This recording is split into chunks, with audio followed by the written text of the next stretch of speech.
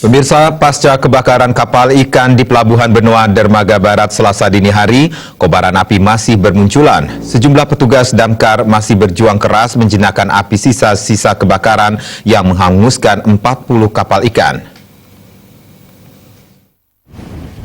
Pasca kebakaran 40 kapal ikan di Pelabuhan Benoa, aparat kepolisian masih melakukan penyelidikan. Bangkai kapal sudah mulai dievakuasi, namun kapal ikan Cilacap Jaya harus dipolis lain guna penyelidikan pihak berwajib. Kapal ikan Cilacap Jaya merupakan kapal pertama yang terbakar, selanjutnya merembet ke kapal lainnya. Sampai saat ini, petugas pemadam kebakaran dari PT Persero Pelabuhan Indonesia 3 Cabang Benoa didukung 1 unit mobil damkar masih bekerja keras menjinakkan api yang masih menyala.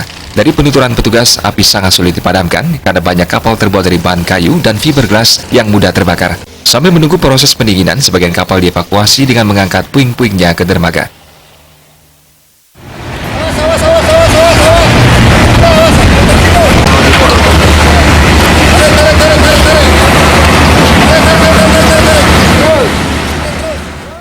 Sementara itu, lokasi kebakaran menjadi objek wisata masyarakat yang penasaran ingin menyaksikan langsung puing-puing kapal terbakar.